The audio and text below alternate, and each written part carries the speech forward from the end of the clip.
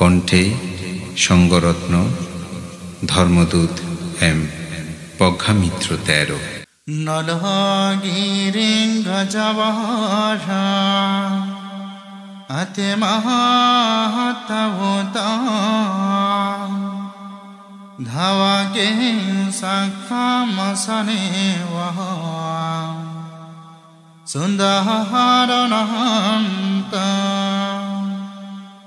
মিত্তহং বুসিকা বিদিন জিতবাহমনিন্দ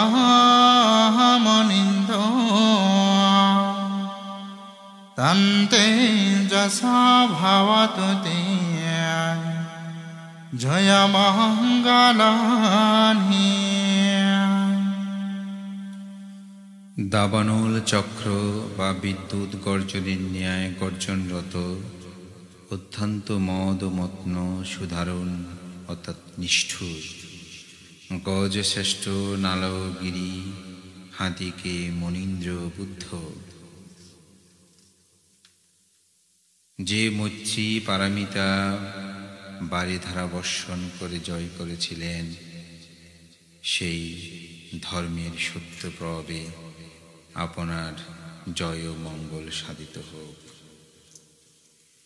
দেবদত্ত বুদ্ধকে হত্যা করবার জন্য বুদ্ধ হইবার অভিপ্রায়ে অনেক ষড়যন্ত্র করে বুদ্ধকে হত্যা করতে পারে নাই। পরে রাজা অজাতশত্রুর নালাগিরি নামক মদমত্ত হস্তি ছেড়ে দিয়ে বুদ্ধকে মারবার চেষ্টা করেছিলেন। হস্তি বুদ্ধের সম্মুখে এসে শান্তদান্ত হয়ে গেলেন, কাজে তাহার শেষ চেষ্টা ব্যর্থ হল। ভগবান মৈত্রীগুণী হস্তিকে জয় করেছিলেন, বাহুবল শক্তি দিয়ে নয়।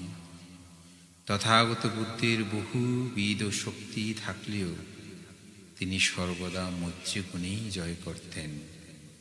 তাই হস্তিকেও মৈত্রীগুণেই তিনি জয় করেছেন। অবশেষে বুদ্ধকে অভিবাদন করে হস্তি ফিরে গেলেন। ইহা তৃতীয় গাথার বৃত্তান্ত।